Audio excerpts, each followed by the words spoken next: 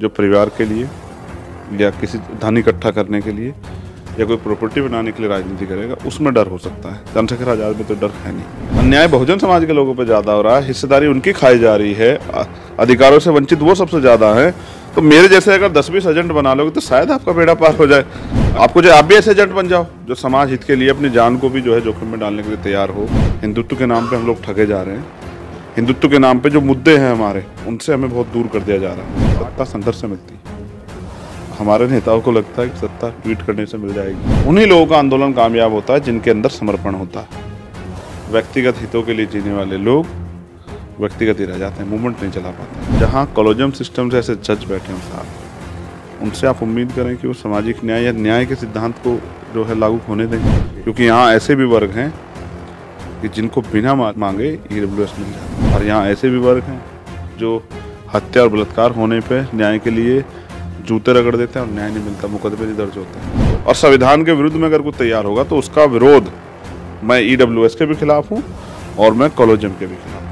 8 लाख रुपए वाले गरीब हैं तो 2.5 लाख वालों से टैक्स क्यों ले रहे हो? मैं ही अध्यक्ष और मैं ही मुख्य वक्ता, मैं ही मुख्य अतिथि, और मेरी कुर्सी सजेगी, माला भी मेरे गले में गिरेगी। अगर चंद्रशेखर नीचे भी बैठ जाए तो कोई पासी समाज से, कोई धोबी समाज से, कोई खटीक समाज से, कोई कोरी समाज से अगर वो आके मंच पे बैठ जाए तो क्या दिक्कत है? कहीं भी MP मिलने बनना तो कुछ ही कर लेते। ये दल इसलिए चला रहे हैं कि अपनी इस यहाँ ताला ना मिले। हो सकता है आपका वहाँ साथ ना निभाए, लेकिन जो आपके संघर्ष के साथी हैं, जो आपके साथ खड़े, जो आपको उम्मीद और विश्वास रखते हैं, अगर आप उनका विश्वास तोड़ते हैं, ये खत्म। वह मुँह का कड़वा जरूर नहीं पे, लेकिन दिल मेरा बहुजन आंदोलन के प्रति उतना ही साफ है जितना एक माँ का अपने बच्चे के प्रति होता है।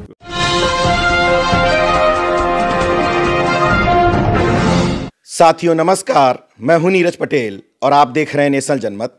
गूंगी बहरी राजनीति के इस दौर में एक शख्स है जो न सिर्फ मुद्दों के लिए बोलता है बल्कि जरूरत पड़ने पर सड़क पर भी उतरता है, आंदोलन भी करता है। चंद्रशेखर आजाद।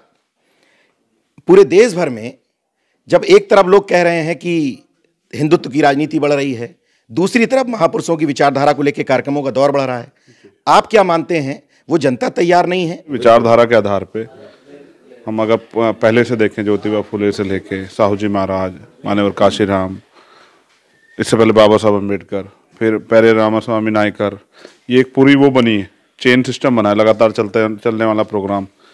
फिर महामना रामसु वर्मा, इधर जगदेव प्रसाद कुशवाहा, कर्पूरी ठाकुर, ये एक लगातार चलता रहा। लेकिन काशीराम साहब के जाने के बाद पिछले 15 सालों में 2006 से लेके और 22 मैं अपने आंदोलन को बहुत वो नहीं करता, क्योंकि ये सब महापुरुषों के आंदोलन को आगे बढ़ाने की एक प्रक्रिया है, पहचान भी और सब चीज़ उनकी वजह से।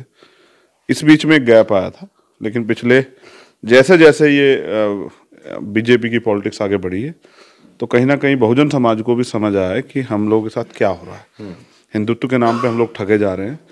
हिंदुत्व के नाम पे जो मुद्दे हैं हमारे, उनसे हमें बहुत दूर कर दिया जा रहा है। तो आज मैं क्या समझ रहा हूँ कि लोगों में आक्रोश है, विरोध है, और लोगों में संभावनाएं, लोग उम्मीद करने लगे हैं कि भाई कुछ बन सकता है, जवाब दिया जा सकता है। ऐसा एक प्रयास हम लोगों ने अभी खतौली में किया और मुझे उम्मीद है कि जिस तरह की मेहनत हुई एक अच्छे रिजल्ट, क्योंकि BJP ने तो बहुत हथकंडे अपनाए।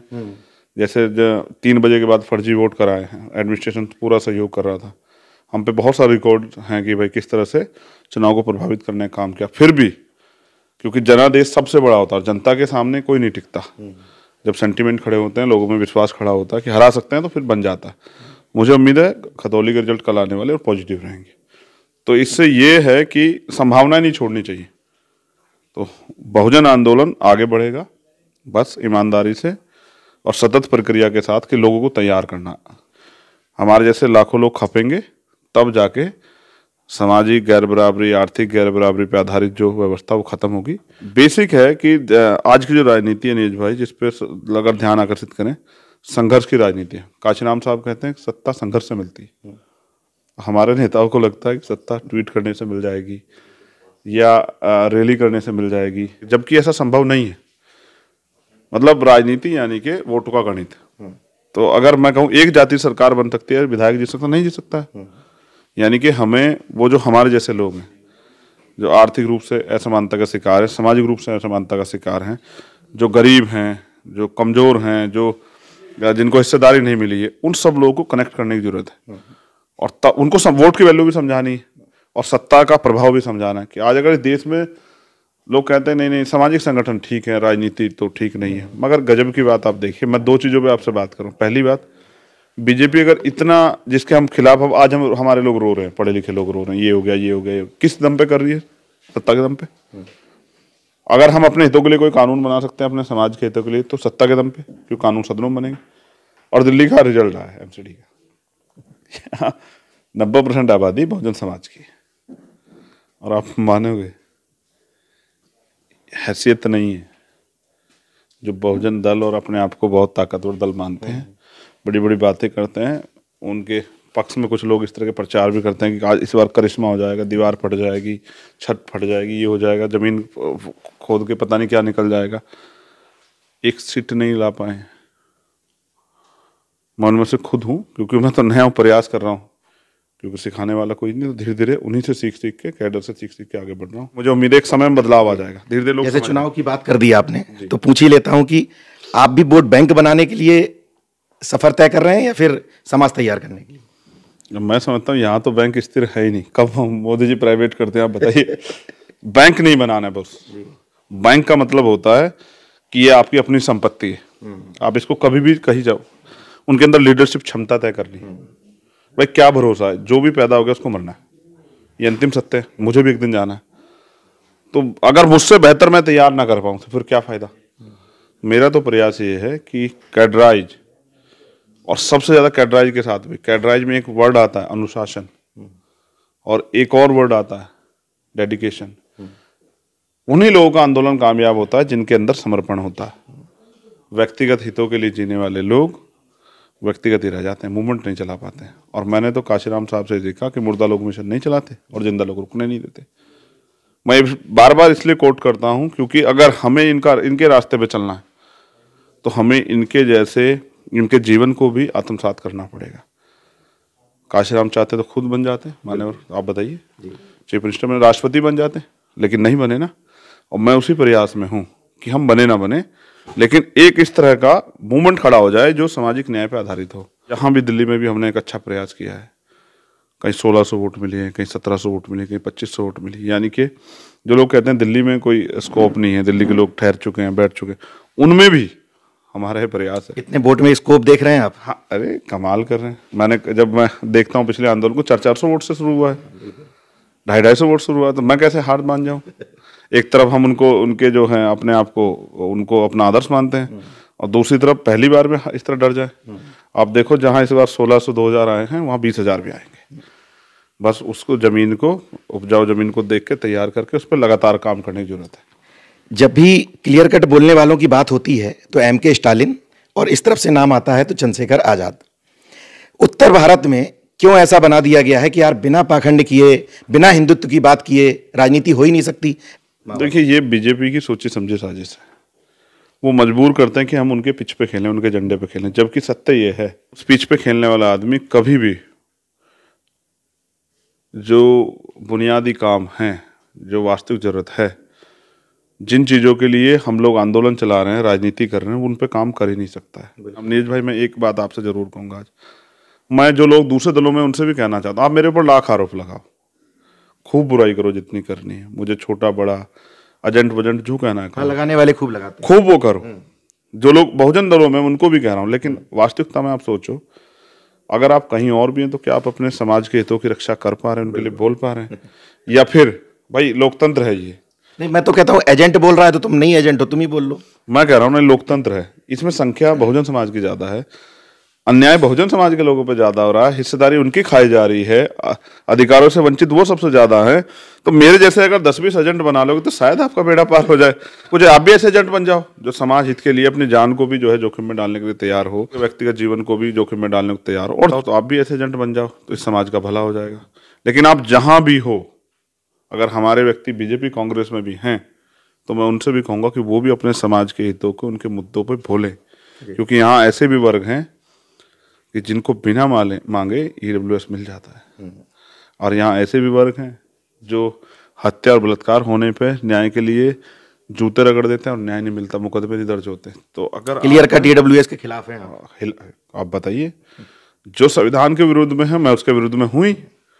भाई हमें तो जो कुछ मिला है हमें संविधान से मिला है, और संविधान के विरुद्ध में अगर कोई तैयार होगा तो उसका विरोध मैं ईडब्ल्यूएस के भी खिलाफ हूं और मैं कॉलोजियम के भी खिलाफ हूं। ये दोनों चीजें दोनों सिद्धांतों की हत्या कर रही हैं। दोनों एक दूसरे से आई हैं। हाँ, अब देखिए, अब जो सुप्रीम कोर्ट के जज बैठ के तय कर देते हैं कि साहब हमारी जाति के लोगों को आर्थिक आधार पर आरक्षण मिलना चाहिए नहीं मिलना चाहिए। अब मैंने उस पर एक तमिलनाडु का जो है वो एक ऑर्डर, वहाँ के जस्टिस साहब का ऑर्डर पढ़ा, जो कहते हैं कि अगर 8 लाख रुपए वाले गरीब हैं, मद्रास हाई कोर्ट ने कहा है 8 लाख रुपए वाले गरीब हैं तो 2.5 लाख वालों से टैक्स क्यों ले रहे हो? बिल्कुल सही है। अगर गरीबी का जो आधार है वो प्रति व्यक्ति आय 8 लाख रुपए है या पारिवारिक आय 8 लाख रुपए है, तो 2.5 लाख रुपए वाले परिवार से फिर इनकम टैक्स, फिर जो है वो इनकम टैक्स की सीमा 8 लाख कर दो, तो कहीं 6 लाख में हम ठगे जाते हैं, कहीं हम 2.5 लाख में ठगे जाते हैं। भाई जिनकी लाठी उनकी भैंस, लोकतंत्र में यही हो रहा है। अच्छा, एक अंतिम सवाल, जब बहुजन राजनीति या बहुजन संगठनों की बात होती है तो मुझे लगता है कि वो कुछ ओबीसी की कुछ जातियां, एससी की कुछ जातियां उन्हीं के इर्द गिर्द घूमती रहती है, इसलिए जो निचला तबका है वो धर्म की बजाय अपना वहां मुखौटा देख करके चला जाता है। सहमत हूँ, बिल्कुल सहमत हूँ।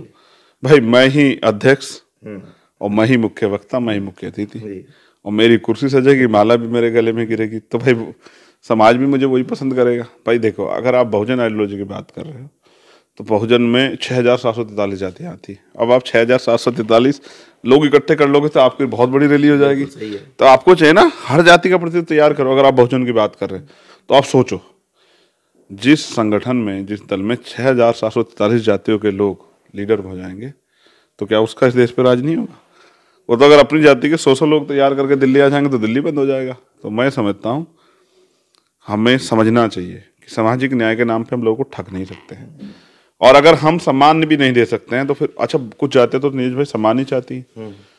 भाई वो अवसर तो उनको तब मिलेगा जब हम लोग सत्ता में आ जाए, क्योंकि अगर सोचो जिनकी संख्या कम है वो नहीं जीत पा रहे और सामाजिक भाईचारा वहाँ नहीं बना है, तो हमें चाहिए, हम पे उदाहरण है ना, बहुत सारे उदाहरण हमें मिलेंगे अवसर आने पे। हम उनको विधान परिषद भेज सकते हैं, हम उनको राज्यसभा भेज सकते हैं, हम किसी आयोग का चेयरमैन बना सकते हैं, बहुत सारी चीजें करने के लिए। तो मौका मिलने पे सब कुछ हो सकता है। लेकिन अगर अभी छोटे ही मंच है तो क्या दिक्कत है कि अगर चंद्रशेखर नीचे भी बैठ जाए तो कोई पासी समाज से, कोई धोबी समाज से, कोई खटीक समाज से, कोई कोरी समाज से अगर वो आके मंच पे बैठ जाए तो क्या दिक्कत है?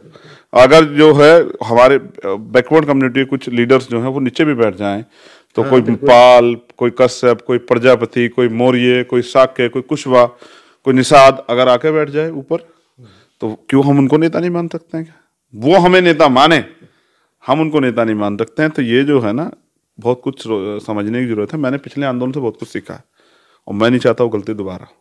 बहुत जातियां हैं, सब लोग सम्मान चाहते हैं। जब हम खुद सम्मान की बात करते हैं तो हमें दूसरे के सम्मान का भी ख्याल रखना चाहिए, और मैं इस बात से सहमत हूँ, होना चाहिए और उनको अवसर मिलना चाहिए।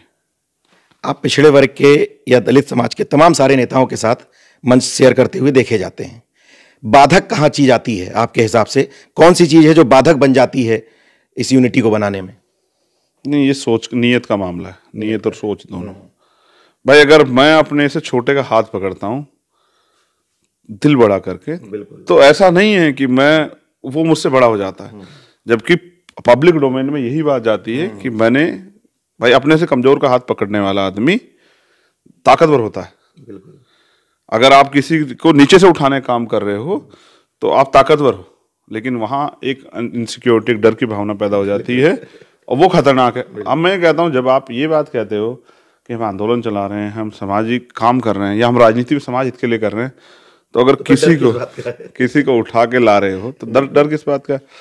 देखो भाई, जो परिवार के लिए या किसी धन इकट्ठा करने के लिए या कोई प्रॉपर्टी बनाने के लिए राजनीति करेगा, उसमें डर हो सकता है। चंद्रशेखर आजाद में तो डर है नहीं, क्योंकि मैंने तो जब जमीन पे, जैसे कुछ नेता यात्रा निकालने का प्रयास कर घूम रहे हैं, क्योंकि मैं पूरे देश में घूमा हूं, तो मैंने इन हालातों में अपने लोगों को देखा है। और मैं समझता हूं आज के समय में, क्योंकि देखिए मीडिया की ताकत हमारे पास नहीं है, मेन स्ट्रीम मीडिया की, इकोनॉमिक रूप से भी हम बहुत सशक्त नहीं है, जुडिशरी में भी तो हम नगण्य हैं, लेकिन ये जो आरक्षण व्यवस्था से जो हमें एडमिनिस्ट्रेशन में अवसर मिला है वही थोड़ा बहुत है। वहाँ भी हम सत्ता के हिसाब से हैं, सत्ता के लोग चाहते हैं तो पदों पे हैं, वरना तो कहीं कचरे के डब्बे में पड़े हुए ऑफिस संलग्न है। तो वोट ही की ताकत है जिसके दम पे हम सत्ता परिवर्तन करके अपनी सरकार बना के और अपने लोगों के हितों की रक्षा कर सकते हैं, उनको अवसर दे सकते हैं, और कोई तरीका नहीं है। तो इस वोट की वैल्यू को समझाना पड़ेगा, और जिस दिन ये वर्क वोट की वैल्यू को समझकर संगठित हो जाएंगे उस दिन परिवर्तन हो जाएगा। 2024 के लिए अगर गैर भाजपाई कोई संगठन बनता है, मतलब कोई अलायंस बनता है, तो उसमें बड़ा दिल करके आप जाने को तैयार हैं? नहीं, मेरा उसमें सबसे बड़ा योगदान है। मेरा प्रयास रहेगा कि ये बने जी। इन लोगों को तो हम देखते आ रहे हैं, जब से सुनते आ रहे हैं, ये नेताजी वो प्रधानमंत्री, ये प्रधान। अगर कोई बने तो, और मैं तो प्रयास में कर रहा हूँ, आप मेरी एक्टिविटी देखते रहा करो, मैं लगा हुआ बने और किसी को मौका मिले और उसके नेतृत्व में हो सकता है कि बहुजन समाज का भला हो जाए। आशा कम है, लेकिन आप पहले व्यक्ति दिख रहे हैं जो आप दूसरे को बनाना चाह रहे हैं। आप भाई समझिए ना, मतलब हम राजनीति क्यों कर रहे हैं? अगर मतलब रोटी कमाने खाने की बात है तो कहीं भी काम करके इतने तो समाज ने इतना तो प्रभावी बना दिया है। तो कहीं भी MP मिलना बनना तो कुछ ही कर लेते। ये दल इसलिए चला रहे हैं कि अपनी यहाँ ताला ना लगे, कोई पट्टा ना पड़ा गले में। इसलिए हम चाहते हैं कि उनके द्वारा ही जो हमारे मुद्दे हैं उन पे काम हो जाए, यही बहुत है। जब भाई कुर्सी पे मैं ही बैठूंगा, बाबा मेरे चाचा का लड़का ही खड़ा होगा, और कुर्सी के बराबर में जो है जो दूसरा सोफा होगा वो मेरी बुआ जी का लड़का, ये सभी अब बहुजन समाज परिवार है। लेकिन उससे बड़ी जिम्मेदारी समाज, जिन लोगों ने आप पे विश्वास किया, जो आपके लिए 24 घंटे 7 दिन तैयार रहते हैं। परिवार एक बार को वो कर सकता है, परिवार हो सकता है आपका वहाँ साथ ना निभाए, लेकिन जो आपके संघर्ष के साथी हैं, जो आपके साथ खड़े, जो आपसे उम्मीद और विश्वास रखते हैं, अगर आप उनका विश्वास तोड़ते हैं तो ये खतरनाक है। मैं मुंह का कड़वा जरूर नहीं, लेकिन दिल मेरा बहुजन आंदोलन के प्रति उतना ही साफ है जितना एक माँ का अपने बच्चे के प्रति होता है। उसके ऊपर उसकी जिम्मेदारी होती है। वो चाहे खुद भूखी हो लेकिन अपने बच्चे को भूखा नहीं रखती है। ऐसे ही इस माँ का भी, चंद्रशेखर नाम की जो माँ है इस आंदोलन के लिए, जिसने जीवन के बहुत कठिन दौर देखे, इस आंदोलन के प्रति मेरा ध्येय बिल्कुल ऐसा ही है। जहां भी बहुजन यूनिटी की बात आती है, चाहे राजनीति में चाहे संगठनों में, वहां आजाद समाज पार्टी के राष्ट्रीय अध्यक्ष पहले ही कह देते हैं कि मैं इस एकता को बनाए रखने में हर कीमत पर साथ हूं, बशर्ते सामने वाला भी नाक छोटी करे दिल बड़ा करे। देखते रहिए नेशनल जनमत, जागरूक और सजग बने रहिए। जय विज्ञान, जय संविधान। धन्यवाद।